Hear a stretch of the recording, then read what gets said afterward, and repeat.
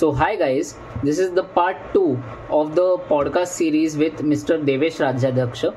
In this episode of the podcast, we are going to discuss about how AI is going to bring a great revolution, because it is something that will create either a war-like situation between various countries, or it may bring many countries closer to one another.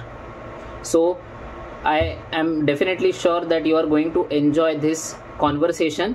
So hang in there and do watch the episode of this podcast series.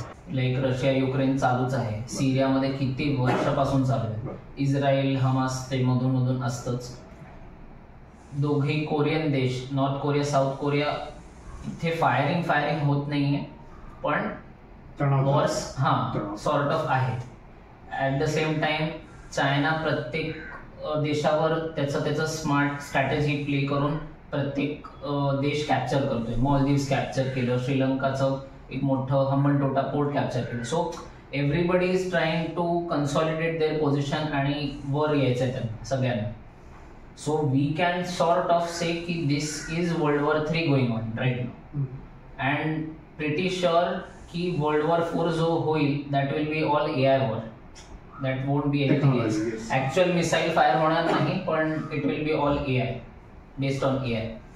So for that to happen, आणि India नी historically कधी कोणावर पहिला वार नाही केला, but at the same time other countries shouldn't consider us weak. For that we have to survive and thrive in AI. तर common लोक जे AI च्या बॅकग्राऊंड मध्ये नाही आहेत ते कसं कॉन्ट्रीब्यूट करू शकतात. जस्ट 1% का होईना, but they can improve India और contribute to this work. Okay, दोन मी भागामध्ये एक पहिला म्हणजे your comment on the geopolitical scenario, आणि त्याच्यामध्ये एआयच असतात. जिओ पॉलिटिक्सवर काही बोलायची माझी हे नाही, कॉन्फिडन्स नाही, पण एआयचं जे आहे तर त्याच्यामध्ये हे बरोबर आहे. खूप इंटरेस्टिंग गोष्ट तू हे केली आहेस, पॉइंट आउट केली, निदर्शनाला आणली आहेस की पूर्वपापासून इतिहासात जरी बघितलं तरी technology has played a very big role in warfare. आणि मेकिंग म्हणजे who becomes the victor and who becomes the vanquish, त्याच्यामध्ये टेक्नॉलॉजीचा भाग खूप मोठा. म्हणजे खूप पूर्वीच्या युद्धामध्ये जर आपण बघितलं तर घोडे असणं आणि घोडे नसणं, घोडे ही पण एक टेक्नॉलॉजी लक्षात. बरोबर. बंदुका असणं आणि बंदुका नसणं हा तर फारच मोठा भाग आहे. आता आपल्याला सगळ्यांनाच हे माहिती आहे, हा पार्ट ऑफ हिस्ट्री, की युरोपियन लोकांनी लॅटिन अमेरिकेमध्ये आणि मध्य अमेरिकेमध्ये, मेक्सिको, आताचं जे पेरू, चिली हा सगळा जो भाग आहे, ते कसं त्याच्यावर कसा विजय मिळवला. कारण ही लोक अगदीच थोडी होती. बरोबर. म्हणजे असं म्हणतात की 40 लोकांनी हजारो लोकांवर विजय मिळाला. ते गन्स, जर्म अँड स्टील जे पुस्तक आहे जॅरेड डायमंडचं, ते जर तू वाचला असशील तर त्याच्यामध्ये खूप याचं इंटरेस्टिंग वर्णन मिळेल. त्यातला एक महत्वाचा भाग होता की त्यांच्याकडे गन्स होत्या, आणि त्या लोकांनी, त्यांची खूप मोठी संस्कृती होती, इंका संस्कृती, आणि खूप प्रगत संस्कृती होती, पण त्यांच्याकडे बंदुका नव्हत्या. आणि बंदुकासमोर बाण, धनुष्यबाण टिकवतो शकत नाही. बरोबर. त्यामुळे बंदुकानी जेव्हा त्यांनी फायरिंग केलं आणि त्या लोक जेव्हा मेली तेव्हा ती लोक प्रचंड घाबरली. त्यांना अर्थातच हा अंदाज आला नाही की काय आहे आणि त्याचं काय होणार, आणि त्यामुळे त्या लोकांचा अगदी सहज पराभव झाला. हे अगदी हे किती वर्षापूर्वीचं उदाहरण असेल, साधारणपणे 500 ते 600 वर्षापूर्वीचं उदाहरण. म्हणजे एवढ्या याच्यापासून ही गोष्ट घडते. ब्रिटिशांनी सुद्धा आपल्यावर जो विजय मिळवला त्याच्यामध्ये अर्थात टेक्नॉलॉजी म्हणजे फक्त वेपन टेक्नॉलॉजी नव्हती, तर सैन्य कसं डिसिप्लिन हे काय असते हा सुद्धा एक त्यातला भाग होतो. पण ती सुद्धा एक टेक्नॉलॉजीच आहे, लक्षात ठेवा. टेक्नॉलॉजी ही प्रत्येक वेळी गोष्ट म्हणून असते असं नाही, मेथड्स मधली पण असते. तीच मला वाटतं गोष्ट तू पॉइंट आउट करतोयस की युद्ध जेव्हा घडतं तेव्हा कोणाकडे जास्त टेक्नॉलॉजी आहे ही गोष्ट कोणाकडे जास्त माणसं आहेत किंवा जमीन आहे ह्याच्यापेक्षा जास्त इम्पॉर्टंट आहे. तसं बघायला गेलं तर इंग्लंड हे एक छोटंसं राष्ट्र आहे आणि त्याची माणसं सुद्धा असून किती आहे. परंतु एक काळ असा होता की जेव्हा त्यांनी जगाच्या खूप मोठ्या भागावर राज्य केलं because of 2 kinds of technology. One, त्यांच्याकडे इंडस्ट्रियल रिव्होल्युशन पहिली झाली, so they could produce a lot more, and 2, their technology in weapons. बरोबर, आणखी पण काही फॅक्टर्स आहेत पण हे मेजर फॅक्टर्स आहेत. वेन वी लुक अहेड तर आपल्याला काय दिसतं की वेपन्स मधलं हे तर चालूच आहे. बरोबर, आणि आपण सेल्फ सफिशियंट होण्याचे आपले प्रयत्न आपल्याला दिसतात, जसं की आपल्याकडे तर विमानं बनतायत. बरोबर, आणि अनेक प्रकारच्या गोष्टी आपण भारतामध्ये बनवतोय. तर एक हे करतो जो आपण की जास्तीत जास्त प्रोडक्शन अशा गोष्टींचं व्हावं, आणि दुसरा भर आहे जो तो की टेक्नॉलॉजिकली आपण कसे ऍडव्हान्स होऊ. बरोबर, टेक्नॉलॉजीमध्ये अनेक प्रकारच्या टेक्नॉलॉजी आहेत आणि त्याच्यापैकी AI ही एक आहे. पण अर्थात तू म्हणतोस ते बरोबर आहे, म्हणजे याचं महत्व खूप वाढणार आहे येत्या काळात, कारण प्रत्येक गोष्टीत AI घुसणार.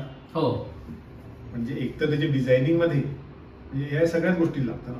समजा एखादी गोष्ट डिझाईन करतोय, एखादं मिसाईल फॉर एक्झाम्पल, तर त्याच्या डिझायनिंग आणि डेव्हलपमेंट मध्ये पण AI लागेल. बरोबर. त्यानंतर ऍक्च्युअल ते कशा प्रकारे चालतं. बरोबर, उदाहरणार्थ तुला हे माहिती असेल की आता जे मिसाईल्स असतात त्यांना त्याचं टार्गेट देतात की हे, आणि ते मुव्हिंग टार्गेट जरी असेल तरी सुद्धा ते त्याला फॉलो करत ही टेक्नॉलॉजी AIच्या आधीपासून आहे. आणि ते जे चिप जे युज करतात त्यात सुद्धा AI एम्बेडेडच असतं ना, म्हणजे कमांड आणि हे सगळं. तर ह्या प्रत्येक गोष्टीमध्ये हे येतं. शिवाय आणखी AIचा एक अत्यंत महत्वाचा उपयोग म्हणजे मॉनिटरिंग. हे लक्षात ठेवलं पाहिजे. मॉनिटरिंग म्हणजे ज्या उदाहरणार्थ आपण असं म्हणतो ना की आता जो 9/11चा जो अटॅक झाला किंवा आपल्या मुंबईवर जो अटॅक झाला, असं नाही की त्याची पूर्वसूचना नव्हती. बरोबर, या सगळ्या गोष्टींची पूर्वसूचना मिळते, परंतु ती वेगवेगळ्या लोकांना वेगवेगळ्या स्वरूपात मिळते. डिपार्टमेंट्स असतात वेगवेगळे, त्यांना मिळते. त्यामुळे सोर्सची रिलायबिलिटी कन्फर्म नाही करतात. नाही, त्यांना ना ते एकत्र आणता येत नाही. Okay okay okay. तर या अशा गोष्टीमध्ये म्हणजे AI इनहेरंटली डेटा गोळा करणं आणि त्याच्यामधून एक पॅटर्न बनवणं, याच्यामध्ये इनहेरंटली त्याचा स्ट्रेंथ आहे. बरोबर. तर ह्या अशा म्हणजे मॉनिटरिंग ही जी गोष्ट आहे ना की नॉर्मली तर सगळं ठीक दिसतंय, पण त्याच्यातच कुठेतरी अशा छोट्या छोट्या गोष्टी लपलेल्या आहेत which point out to some abnormality. बरोबर, या सगळ्या गोष्टीमध्ये हे होतं. आणि म्हणून सगळ्याच देशांचं लक्ष हे त्यांच्या संरक्षणाच्या डिफेन्सच्या दृष्टीने AI टेक्नॉलॉजीवर आहे. आणि गंमत अशी हिस्टॉरिकली की AIचं जे इनिशियल सगळं फंडिंग होतं अमेरिकेतलं ते मिलिटरीकडूनच आलेलं आहे. डर्पा नावाची जी DARP अमेरिकेमध्ये एजन्सी आहे, तर it has funded many other. उदाहरणार्थ इंटरनेटची जी टेक्नॉलॉजी TCP/IP वगैरे याचं सुद्धा इनिशियल हे त्याच्यातूनच झालं होतं. तसंच AIचं इनिशियल जे फंडिंग आहे ना, जे जास्त ट्रान्सलेशन आणि अशा गोष्टीवर आधारित होतं 60s-70s मधली गोष्ट, ते तिकडूनच आलं होतं. पण ते झालं नाही तितकं व्यवस्थित त्या काळी, म्हणून ते फंडिंग कमी झालं. पण म्हणजे हा पण एक इतिहासाचा भाग आहे. तर सगळेच गव्हर्नमेंट्स खूप फंड करतात. चायनाचं तू उदाहरण दिलंच तरी, त्यांच्याकडे AIचं इतकं हे होण्याचं कारण एक हे पण आहे की त्यांचं जे गव्हर्नमेंट आहे ते हॅव रिकग्नाइज्ड की AI is going to be a vital piece of their defence strategy. India has also recognised it. आणि अर्थात डिफेन्सच्या गोष्टी या कॉन्फिडेन्शियल असतात, त्यामुळे एक्झॅक्टली आपल्याला कळत नाही की काय काम चालू आहे. पण मी सांगू शकतो की काय खूप काम चालू आहे, एवढं नक्की. तर आणि अजून एक ह्या प्रश्नाचं एक हे म्हणजे की नेशनची पॉवर 2 प्रकारची असते, तुला माहिती आहे, हार्ड पॉवर आणि soft power. Hard power is the actual military and other things that you have. Soft power हे अशा गोष्टी असतात की बिकॉज ऑफ विच इतर देश तुझ्या विरुद्ध जाऊ शकत नाहीत. बरोबर, जसं की तू चायनाचं उदाहरण दिलं, त्यांनी बऱ्याच देशांना लोन दिलेली आहेत सरप्राइजिंगली चायनाचा सॉफ्ट पॉवर इज त्यांचा Panda, which is interesting because it loans pandas to many countries. One of them.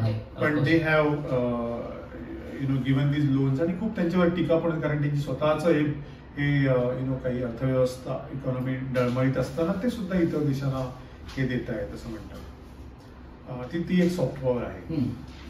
तर भारताकडे पण असे बरेच सॉफ्ट पॉवर आहे. कल्चर ही एक सॉफ्ट पॉवर असते, तशीच टेक्नॉलॉजी सुद्धा एक सॉफ्ट पॉवर असते. ही एक सॉफ्ट पॉवर आहे. का? कारण जर तू तुझी टेक्नॉलॉजी अनेक देशांना देत असशील, ओके, तर ते देश तुझ्यावर नकळत डिपेंडंट होतात. बरोबर. जसं आता समज कल्पना कर की आपल्याकडे जी औषधं आहेत ती आपण कुठल्या तरी देशातून आयात म्हणजे इम्पोर्ट करतो, तर that country holds a soft power on us. Similarly technology, कारण आज सुद्धा आपण बरंचसं इलेक्ट्रॉनिक्स जे आहे ते इतर देशाकडून घेतो. बरोबर. तर त्या देशांची आपल्यावरती पॉवर आहे. आपण जेव्हा टेक्नॉलॉजी इतर देशांना एक्सपोर्ट करतो तेव्हा ती सॉफ्ट पॉवर आपण होल्ड करतो. सो AI सारख्या टेक्नॉलॉजीमध्ये जर खूप प्रगती झाली आणि आपण आपल्या गोष्टी इतर देश वापरायला लागले कुठल्याही स्वरूपात, तर ती आपली सॉफ्ट पॉवर असेल. आणि वॉरमध्ये जितकी हार्ड पॉवर इम्पॉर्टंट असते तितकीच सॉफ्ट पॉवर सुद्धा इम्पॉर्टंट. युद्ध नॉर्मली जेव्हा युद्ध सुरू होतात तेव्हा ती हार्ड पॉवरच्या बेसिसवर सुरू, परंतु किती टिकतात ओके हे सॉफ्ट पॉवरवर अवलंबून असतं.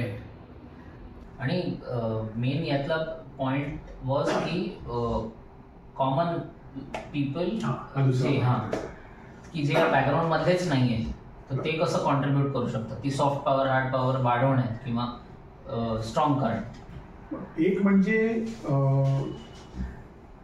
इस्रोचं उदाहरण घे. बरोबर. It is a good example of soft power. ISRO काही वेपन्स बनवत नाही, टेक्नॉलॉजी बनवते.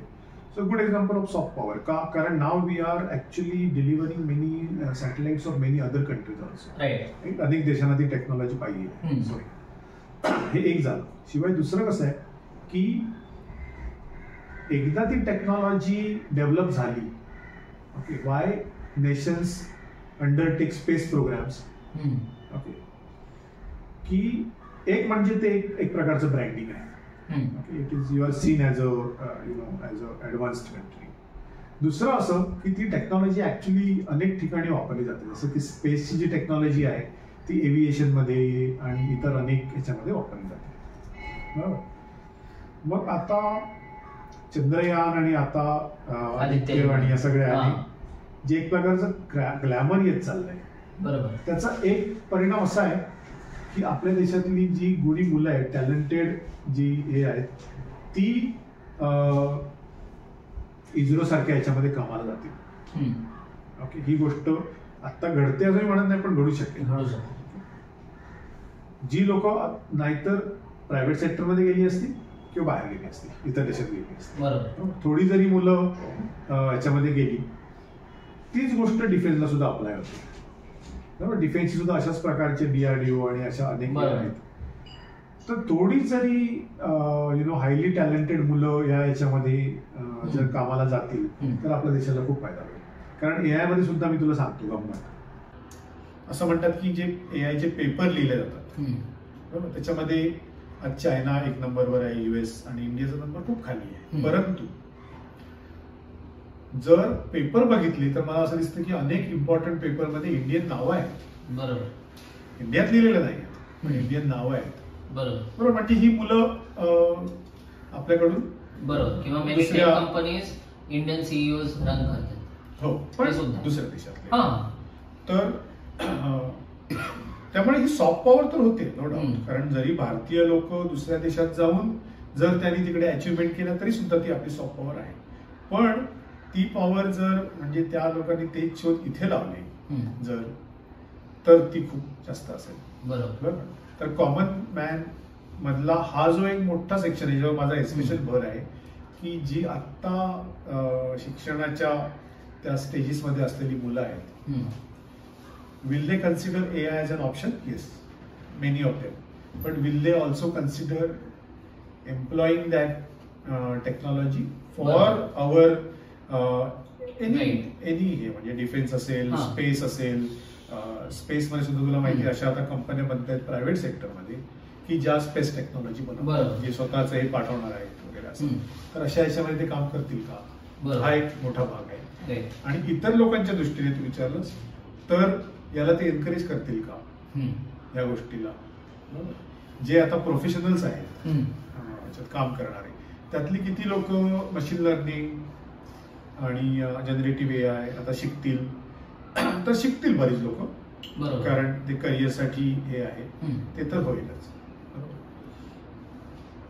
पण त्यातली किती लोक ते भारताला डायरेक्ट उपयोग व्हावा म्हणून वापरतील, हा सुद्धा एक भाग मोठा आहे. सो ऍक्च्युअली करणारी काही लोक आणि त्यांना एनकरेज करणार, बरोबर ना. आज जी ज्या फॅमिलीज आहेत त्या आपल्या मुलांना काय करायला एनकरेज करतात, समजा ABC करायला एनकरेज करत असतील, या प्रकारच्या कंपनीत जा, या देशात जा असं, तर त्या काय करायला एनकरेज करतील फ्युचरमध्ये, तू एखादी टेक्नॉलॉजी मास्टर कर पण इंडियासाठी वापर, तर खूप मोठं काम होऊ शकतं. बरोबर, राईट. आपण आत्ताच यू टोल्ड की जी कॉमन पीपल आहेत, जे या कॉमन पीपल ॲज सच की जे या बॅकग्राऊंडमध्येच नाही आहेत, त्यांनी प्रोत्साहन दिलं पाहिजे, त्यांनी अडॅप्ट व्हायला पाहिजे. So linking that with AI की मेनी पीपल आर फिअरिंग की they are going to lose their jobs, AI is going to eat up their jobs, and some are happy की गुड, त्यांचं काम पटापट होईल, इझी होईल, त्यांना नवीन गोष्ट शिकायला मिळते. आणि काही लोक घाबरलेले, आणि आय थिंक ते प्रत्येक जसं जसं कम्प्युटर्स आले, फोन्स आले, एव्हरीबडी वॉज गेटिंग अपसेट और स्केर्ड अबाउट दॅट. तर अशी कुठली गोष्ट आहे, आणि AI खूप छोट्या छोट्या मायक्रो गोष्टींमध्ये घुसणार आहे. म्हणजे फोन्स आणि वॉशिंग मशीन्स ऑटोमेट होणं हे तर बेसिक झालं, बट बऱ्याचशा गोष्टी ते ऑटोमेट करणार आहे. सो अशी एक किंवा दोन स्पेसिफिक गोष्ट जे AI आपल्याला कम्प्लिटली डिपेंडंट करेल, कम्प्लिटली त्याच्याशिवाय सर्व्हाइव्हच करता येणार नाही, असं काय आहे? ओके, हा पण प्रश्न आपण दोन याच्यामध्ये डिवाइड करू, दोन्ही इंटरेस्टिंग गोष्टी आहेत. ओके, पहिलं म्हणजे जी भीती आहे लोकांच्या याच्यात, बरोबर, की ती तू बरोबर म्हणतोस की कुठल्याही टेक्नॉलॉजी वापरत असते, बरोबर, की जसं लोक आता डायरेक्ट ऑर्डर करायला लागले, बरोबर.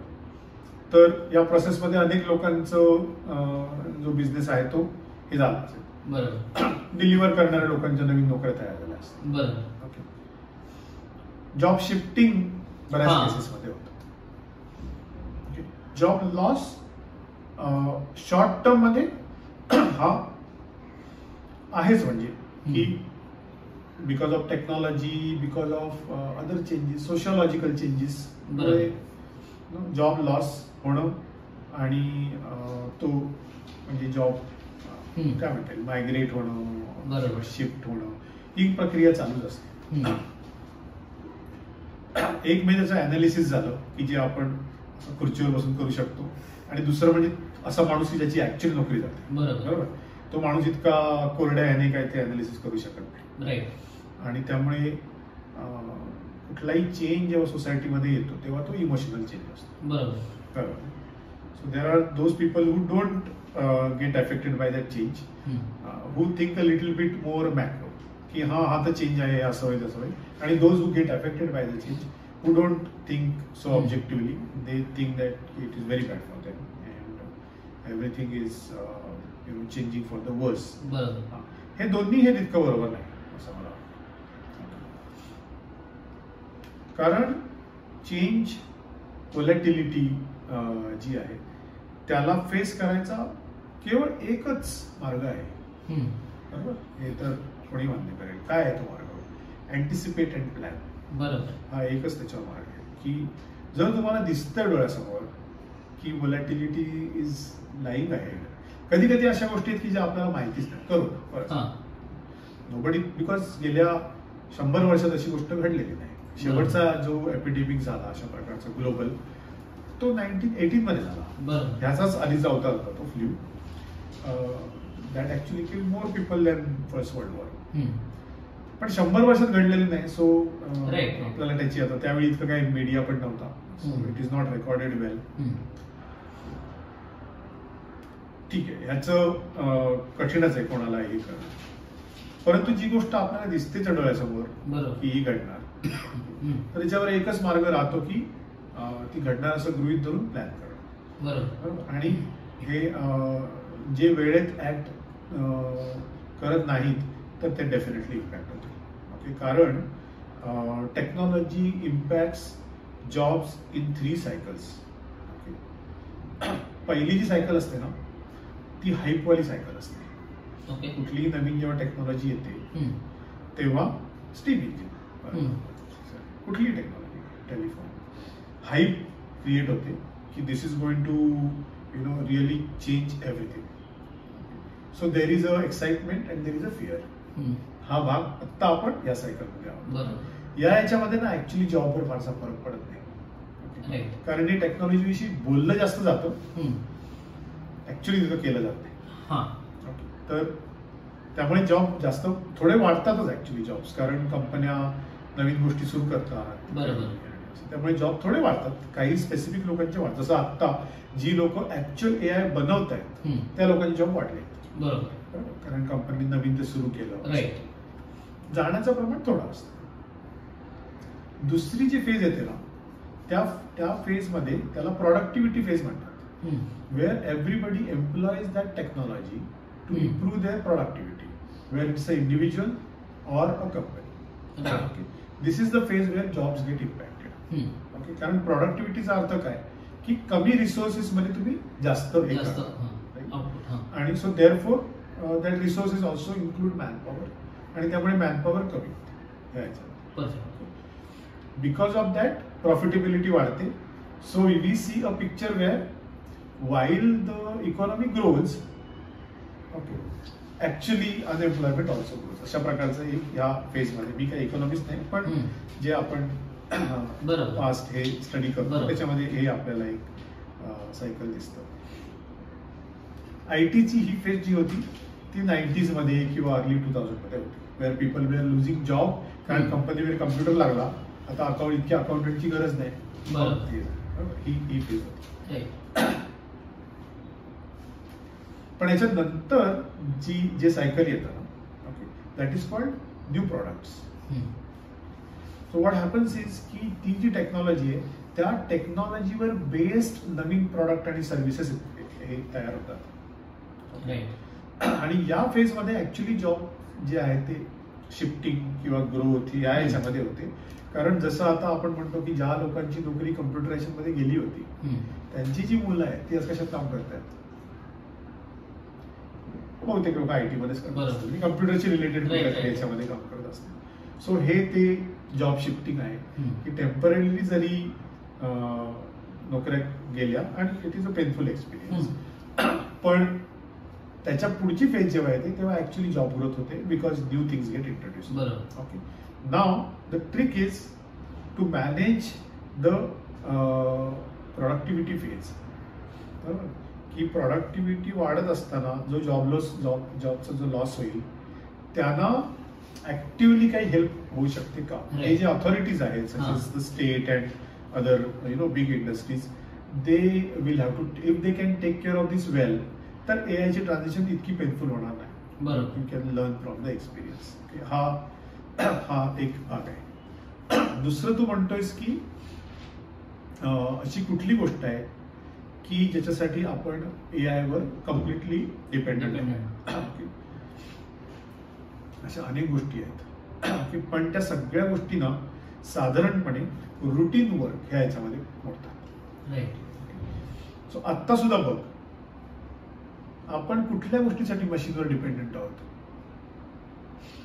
For routine work. बरोबर, तू किचन घे, किचन मध्ये ज्या गोष्टी हाताने करायचो आपण त्या गोष्टी आता मशीनवर करतात, जसं की मिक्सर आहे किंवा काय आहे. आपण सकाळी उठायला पण फोनचा अलार्म यूज करतो, so that is also we are dependent technically. बरं, पण या सगळ्या गोष्टी अशा आहेत की ज्या एनिवे वी फील लाईक की ज्या दुसऱ्या कोणीतरी केल्या असतं बरं झालं. ज्या गोष्टी डेलिगेट होतात, म्हणजे तुला समजा जर तुझ्याकडे थोडस तू सुस्थितीत आलास बरोबर, आणि तू असा विचार करशील की हे मी जरा दुसऱ्या कोणाला तरी देतो, हे जे डेलिगेशन ऍज अ पर्सन आपण करतो त्या गोष्टी आपण मशीनना जे डेलिगेट करत होतो. ज्या गोष्टी मशीनना डेलिगेट होत नव्हत्या बरोबर, फॉर एक्झाम्पल समज की केअर काढायचं काम आहे बरोबर, केअर काढायचं काम का मशीन करू शकत नाही? केअर काढायचं मशीन काय आलेलं नाही, आता आलंय पण म्हणजे मी आलीच, कारण त्याच्यामध्ये थोडासा इंटेलिजन्स इन्व्हॉल्ड आहे की पहिले इथे केअर काढायचं की नाही ते ठरवलं पाहिजे, केअर असेल तरच काढायचं, केअर कुठला आणि न केअर कुठला ते कळलं पाहिजे, नाहीतर महत्वाच्या गोष्टी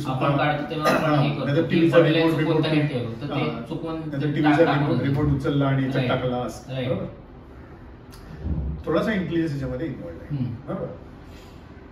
पण तुला असं वाटतं की केअर काढायचं काम माणसाने करायला पाहिजे? गरज नाही बरोबर. It can be delegated to machine, पण तसं मशीन बनलं नाही म्हणून बरोबर, आता बनलं म्हणजे तर आता अशा प्रकारचे व्हॅक्युम क्लिनर आले, पण थोडे महाग आहे की ज्यांना कळतं की कुठे जायला पाहिजे, खाली पण जातात सगळं बरोबर. तर अशी कामं जी आहेत ना त्याच्यासाठी जनरली मशीन पहिल्यांदा वापरा. AI will be no exception. ज्या कामामध्ये कॉग्निशन लागतं म्हणजे ह्युमनचं हे लागतं, इंटेलिजन्स लागतो, त्या कामामध्ये मशीनला नेहमीच डिफिकल्टी येते बरोबर हे करायला. AI is also no exception. AI is much better at cognition. त्यामुळे जी लोअर कॉग्निटिव्ह टास्क आहेत ती हळूहळू ऑटोमेट होऊन we will be fully dependent. आणि डिपेंडंट पण म्हणजे ऍक्च्युअली ना आपल्याला असं नंतर असं लक्षातच येणार नाही की हे काम कधीतरी आपण करत होतो बरोबर. जसं आज तू असा विचार करणार नाहीस की कार मध्ये आपण हँडल मारावा खरं बरोबर ना. पहिल्या कारना हँडल होते ना, नंतर मग ते की आहे सेल्फ स्टार्ट त्याला because car start itself right. Terminology किती सेम असते ना, सेल्फ स्टार्ट. आज तर तू हा विचार नाही करणार की अरे आपलं एक काम कमी झालं, माणसाला आधी हे काम होतं सकाळी उठून आपण हँडल मारायचो कार सुरू करायला, आता ते चावी आल्यामुळे ती मजाच राहिली, असं तर तू विचार नक्कीच करणार. यू डोंट इव्हन, तुला तर हे माहिती पण नसेल की पूर्वी कार हे होते, मला पण नाही माहिती, मी पण अशा कार बघितल्या नाही, त्याच्या आधीची गोष्ट आहे. सो साधारणपणे असंच होतं की we don't miss those things बरोबर. असं एआयच्या बाबतीत एक गोष्ट थोडी वेगळी आहे की लक्षात घेतलं पाहिजे. आतापर्यंत मशीन जी कामं करायची ती कामं नॉन कॉग्निटिव्ह होती, म्हणजे आपल्या ब्रेनचं हे तशी तेवढं नव्हतं, पण तरी सुद्धा ती सुद्धा हळूहळू बॉर्डर लाईन क्रॉस झालेलीच आहे. जर की आता कॅल्क्युलेटर, आधी ते लोक मनात करायचे, आता हा इंटेलिजन्सचा आस्पेक्ट आहे टू कॅल्क्युलेट बरोबर. तर आता काही कोणी इतका विचार करणार नाही की मी कॅल्क्युलेट मी पाडेपाठ करेन आणि इतका विचार कोणी करणार नाही. तर म्हणजे हळूहळू हे बौद्धिक इंटेलिजंट याच्यावर सुद्धा आक्रमण आधीपासून सुरू झालेलंच आहे. इव्हन लाईक मी स्वतः पण स्कूल डेज मध्ये मला नंबर लिटरली 2दा फक्त सांगितलं, ऐकला मी की मला लक्षात राहायचं. आता फोन सगळं स्टोअर करतं त्यामुळे आज सुद्धा तू करू शकणार नाहीस असं नाही. पण म्हणजे मी सवय ती सुटली माझ्या. का सुटली? Because you felt that it is a job that is worth delegating बरोबर. It is not adding any value to बरोबर. तुझ्या स्वतःला आपल्याला व्हॅल्यू ऍड करणारी जी गोष्ट आहे ती आपण शक्यतो डेलिगेट करत नाही. आता कुठल्या गोष्टीला व्हॅल्यू ऍडिंग म्हणायचं हे मात्र चेंज होत जाऊ शकतो. सो अशा प्रकारची टेक्नॉलॉजी हळूहळू एक काम तुझ्याकडून घेत जाऊ शकतो. पण ते वाईट होईल का? I will reserve my comment on that. Because what we see की किचन मधलं काम कमी झालं बरोबर, म्हणजे यंत्र आली काय करा, पण म्हणून माणसाने स्वयंपाक करायचं थांबवलंय का? नाही. What are they doing? They are actually now able to do. आधी असं होतं की ते सगळं संपेपर्यंतच वेळ इतका जायचा की विचार करायला फारसा वेळ नाही. So they are able to do cook more dishes. Human beings might turn to higher. आपलं जे कॉग्निशन आहे ना त्याची कॅपेबिलिटी खूप जास्त आहे बरोबर. Is everybody able to use that cognitive capability? तू विचार कर, एखादा मॅनेजर आहे, हायली एज्युकेटेड आहे बरोबर, तर तो जेव्हा काम करतो तेव्हा a big part of his or her work will be routine बरोबर. ते समजा जर मशीनने घेतलं तर तो माणूस झोप काढेल? मला असं वाटत नाही. राईट, की तो मला असं वाटतं की that person will be able to, टीचर्सच्या बाबतीत हा एक डिस्कशन होता तेव्हा हा मुद्दा आलेला की एआय आणि टीचर्सच्या कामावर कसं हे करेल. तर मला असं वाटतं, मी तेव्हा सांगितलं की टीचरची डेफिनेशन जरा नीट तपासून बघितली पाहिजे. आपल्या डोळ्यासमोर टीचर म्हटल्यावर काय येतं, somebody who is standing and teaching, हे चित्र पहिलं येतं की नाही. But do you think actually that is the teacher, that is the delivery. बरोबर. But what is it that person is delivering? It is the knowledge that somebody has created. बरोबर. ज्याने ते नॉलेज क्रिएट केलं तो teacher नाहीये का? नाही, असं नाही, तो टीचरच. सपोज एआय जर ते नॉलेज डिलिव्हर करायला लागलं, बरोबर, तर टीचरचं हे जास्त नॉलेज क्रिएट करणार तो जास्त व्हॅल्युएबल आहे ना ऍक्च्युअली. हो, नाही का? आज टीचरला नॉलेज अजून कसं इंटरेस्टिंग करता येईल आणि कसं प्रेझेंट करता येईल. आज कुठल्या टीचरला वेळ मिळतो विचार करायला की काय स्टुडंट्स आहेत, त्यांना काय आपण साधारणपणे दिलं तर बेटर होईल. कुठे वेळ आहे टीचरला? Teachers are overworked. True. Because of the number of students and everything. बरोबर. पण डिलिव्हरी किंवा कुठलाही पार्ट जर ऑटोमॅटिकली झाला तर टीचर आराम तर नक्कीच करणार नाहीत. बरोबर. There are actually task which they want to do, but there is no time. बरोबर. सो हा एक विचार असू शकतो. Also when it comes to AI, म्हणजे चॅट जीपीटीने आपलं ऑलमोस्ट चित्र बदलायला सुरू केलेलंच आहे. आणि वेन लाईक चॅट जीपीटी हे आपल्याला based on some commands to be specific terminology आहे प्रॉम्प्ट इंजिनिअरिंग, ते प्रॉपर केलं तर ॲप्ट रिझल्ट मिळेल. Like it can do large scale of things like image generate करण्यापासून ते लिगल डॉक्युमेंट्स ड्राफ्ट करून देणं, म्हणजे इतकं फास्ट गोष्टी होत आहेत. बट राईट प्रॉम्प्ट आणि राईट गोष्टी ते शिकून ते अडॅप्ट करून टाकणं, बिकॉज त्याला नुसतं कुठल्या पक्षीचं give me an image of a bird तर ते रॅन्डमली सांगेल, बट कुठला कलर, डोळ्याचं हे काय, बीकची शेप काय, हे स्पेसिफिकेशन्स दिले आणि कुठल्या क्वालिटीमध्ये आणि कुठल्या रिजनमध्ये राहतो इतकं डिटेल दिलं तर तो परफेक्टच देईल. 95% ॲक्युरसीने तर मिळेलच. सो हे प्रॉम्प्ट इंजिनिअरिंग आपल्याला अडॅप्ट होण्यासाठी इट इज व्हेरी नेसेसरी की we learn this prompt engineering और लर्न दिस स्किल. नाही तर आपल्याला काहीच उपयोग करत नाही, आपल्याला वाटेल हे फालतू आहे, which is not actually. So ते कसं शिकता येईल असं पण होतं, थोडंसं लांबचं होऊ शकतं. तर पहिलं आपण बघूया की प्रॉम्प्ट इंजिनिअरिंग म्हणजे काय, आणि त्याला सुद्धा एक हिस्टॉरिकल हे आहे ते आपण पासून बघू, आणि नंतर मग आपण त्याच्यावर येऊ की काय आपल्याला कसं शिकतो. You do Google search. बरोबर. आतापर्यंत म्हणजे आता ही गुगल सर्च सगळे बाय डिफॉल्ट तेच वापरतात. बरोबर. गुगल सर्च मध्ये दोन लोक काम करतात, एक सर्च करणारा आणि दुसरं गुगल. बरोबर. गुगलचं काम तर ठरलेलं आहे, त्याला काय करायचं की ते कसं करतं ते पण आपल्याला साधारणपणे माहिती आहे. बरोबर. की त्याच्याकडे सगळे जेवढे पेजेस आहेत ते पेजेस स्टोअर्ड आहेत गुगलकडे. बरोबर. तू जे काही एंटर करतोस त्याच्यामधून ते महत्वाचे शब्द घेतं, ते शब्द कुठल्या त्याच्यामध्ये अकर होत आहेत ते शोधतं, इथपर्यंत काम. तर त्याच्यानंतर त्याला ते रँक करतं. बरोबर. की असे तर हजारो लाखो पेजेस असे असतात ज्याच्यामध्ये शब्द समजा तू टाईप केलंस की places to visit in Mumbai, तर असे लाखो पेजेस असतील ज्याच्यामध्ये मुंबई हा शब्द आला असेल, बरोबर, किंवा हे सगळे शब्द पण आले असतील, प्लेसेस, व्हिजिट आणि मुंबई. बरोबर. तुला वर काय दाखवायचं हे याच्यामध्ये गुगल पटायत आहे. गुगल लोक याच्यासाठी वापरतात की रँकिंग. मग हे काम गुगल करतं, बरोबर, पण तुझं काम जास्त महत्वाचं असतं. राईट. काय काम आहे ते की तू काय विचारणार. बरोबर. कल्पना कर तू मुंबई टाईप केलंस तर काय होईल, तुला बरोबर मिळणार. बरोबर. मग अनेक लोकांनी हे तंत्र ऑलरेडी आत्मसात केलेलं आहे की गुगलवर सर्च कसं करायचं. बरोबर. आणि it is a iterative process, one step नाही आहे. बरोबर ना. म्हणजे सगळ्यांनाच अनुभव आहे की पहिल्यांदा तू काहीतरी टाईप कर. लक्षात ठेव, गुगल जेव्हा सुरू झालं ना, म्हणजे तेव्हापासून आपण बघतोच 2002 पासून जेव्हा गुगल सुरू झालं तेव्हा बरीच लोक गुगलच्या त्या याच्याकडे सुद्धा एंट्री बॉक्सकडे सुद्धा अशीच बघायची काय मी टाईप करू याच्यामध्ये. ओके, तर टेक्निक इज की तू काहीतरी टाईप कर, साधारण तुला जे काय पाहिजे त्या दृष्टीने, मग काहीतरी रिझल्ट येतील. ते रिझल्ट बघितल्यावर तुला कळेल की तुला पुढे काय विचारलं पाहिजे. ही इटरेटिव्ह प्रोसेस आहे गुगल सर्चची. बरोबर. तर प्रॉम्प्ट इंजिनिअरिंग सुद्धा याच्यापेक्षा फार वेगळं नाही.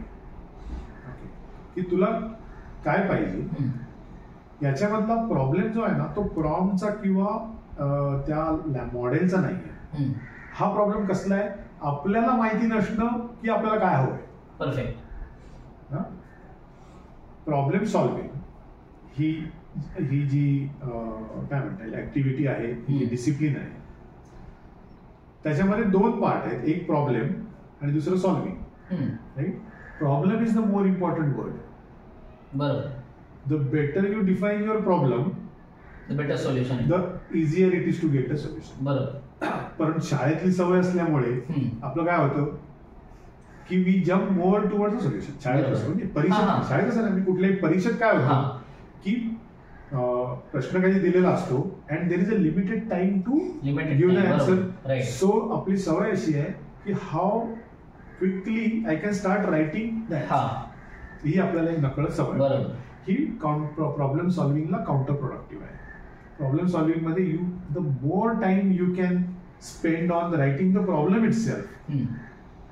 Okay, rephrase it in different way. म्हणजे मला स्वतःला आधी कळलं की नाही मला काय पाहिजे. राईट. तर मला असं वाटतं की प्रॉम्प्ट इंजिनिअरिंग ही जी गोष्ट आहे, इंजिनिअरिंग शेवटी प्रॉम्प्ट रायटिंग ही जी गोष्ट आहे ती ऍक्च्युली यालाच एनकरेज करते. की तू म्हणतोस की तुला इमेज पाहिजे ना, तुला माहितीये की माहिती आहे का की तुला काय इमेज पाहिजे. बरोबर. Okay, are you able to describe the image that you want. Right. Okay, if you can describe that image well तर जनरेट करणारा मॉडेल सुद्धा तेवढी जनरेट करू शकेल. आता इथे हा पार्ट 1 सांगतो. ओके, पण आय ऍग्री की इतक्यावर असे संपत नाही. ओके, कारण दुसरा पार्ट असा आहे की गुगलचं जे तंत्र आहे ना ते साधारण आपण समजवू शकतो की असं असं गुगल चालतं. परंतु हे जे मॉडेल आहे, ओके, हे जनरेटिव्ह मॉडेल आहे. ओके, तर ते लँग्वेज जनरेट करतं जसं की ChatGPT किंवा गुगलचं जेमिनी आहे, किंवा इमेज जनरेट करतं म्हणजे तू डॅली काय मिडजर्नी अनेक आता आलेले आहेत. सोरा म्हणून जे नवीन आले ते व्हिडिओ जनरेट करतं. राईट. व्हॉइसचं तर आपल्याला माहितीच आहे. व्हॉइसचं तर एका माणसाच्या आवाजात दुसऱ्याचं गाणं आणि हे. सो हे जे जनरेटिव्ह मॉडेल्स आहेत ना ती त्यांचं ना ते कसं करतात हे इतक्या पटकन सांगता येत नाही. बरोबर. ओके, आणि ती इतक्या पटकन समजून घेण्याची पण गोष्ट नाही. तर म्हणजे तुला प्रॉम्प्ट रायटिंग मध्ये एका पर्टिक्युलर लेवलच्या जर पुढे जायचं असेल तर मग मला असं वाटतं की साधारण ही मॉडेल कशी चालतात, साधारण ते त्याचं नॉलेज तिथे यायला पाहिजे. त्या लेवल पर्यंत जाऊ शकतो. बहुतेक लोकांसाठी ते सफिशियंट आहे. बरोबर. आणि त्यासाठी 2 गोष्टी आहेत. एक म्हणजे तुझा प्रॉब्लेम तुला नीट माहिती पाहिजे, आणि दुसरं म्हणजे त्या मॉडेलच्या प्रॉम्प्टचं एक गाईड दिलेलं असतं की कसं तुम्ही क्लिअरली हे करा वगैरे असं असतं. तर ते कोणीही वाचू शकतं. बरोबर. आणि मला असं वाटतं तू वाचले असशील आणि इझिली अवेलेबल आहे त्या गोष्टी. तू फक्त विचार की ChatGPTचं प्रॉम्प्टिंग गाईड आणि सहजासहजी व्हिडिओवर पण ट्युटोरियल्स अवेलेबल असतील. मला असं वाटतं की सगळ्यांनी ते एकदा बघावीत. बरोबर. आणि ती बघून झाल्यावर मग हा भर द्यावा की माझा प्रॉब्लेम मला नीट कळलाय का. राईट. एवढं होऊन जायला पाहिजे.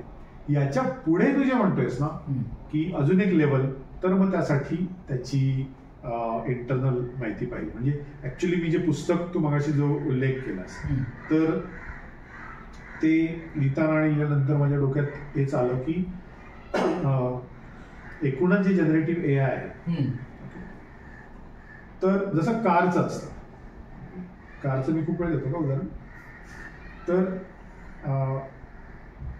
कार चालवतो, बरोबर, बहुसंख्य किलो कार चालवतो. त्याचे अनेक कार चालवण्याचे अनेक लेवल ऑफ एक्सपर्टीज आहे. जसं माझ्यासारखा माणूस आहे, बरोबर, तर A to B जाता आला की बस झाला, इतकंच बस.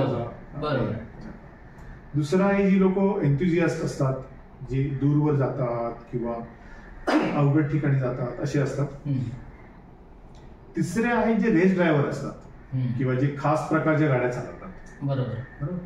आता तू बघ, माझ्यासारखा जो माणूस आहे त्याला कार कशी चालते हे माहिती असायची गरज नाही. कार कशी चालवतात ते माहिती असलं की झालं. बरोबर. स्टिअरिंग काय, आता तर ऑटो गिअर आल्यापासून तर थोडक्यात माहिती पुरेशी आहे. जी लोक लांब घेऊन जाणार वगैरे त्यांना थोडं माहिती पाहिजे, म्हणजे बेसिक मेंटेनन्स, पंक्चर विंक्चर हे सगळं पण त्यांना माहिती.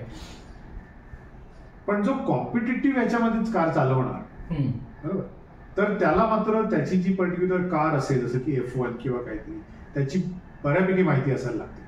त्याशिवाय ती कार इफेक्टिव्हली चालवता येत नाही. चालवता येईल, रेस जिंकता येणार नाही. त्याला त्याचे लिमिटेशन माहिती पाहिजेत, काय करू शकतो काय करू शकत नाही सगळं माहिती पाहिजे. सिमिलरली जनरेटिव्ह AI वापरायला एकदम बेसिक लेवल तुला वापरायचं असेल तर तो फक्त प्रॉम्प्ट इंजिनिअरिंग इतकंच, प्रॉम्प्ट रायटिंग एवढंच माहिती पाहिजे. पण त्याच्या पुढे तू जायला लागलास आणि especially in that area where you want to do something new, मग तुला त्याचं अंडरलाईन हे माहिती असायला पाहिजे. म्हणून त्याच्यातून ते पुस्तक हे आलेलं आहे विचारात. Hi guys, so thank you so much for watching this episode of the podcast series with Mr. Devesh Rajadhyaksha. We learnt a lot of things regarding how AI is going to bring changes, how World War IV could be through AI and not through actual missiles, and how geopolitical situations are changing continuously. So I hope you liked the episode. Do subscribe to my channel and stay connected. Let's stay in touch. Also, do let me know in the comments below how you like this episode. Also, do let me know if you require any special guest that whom you want in the next episode of the podcast series. Thank you so much.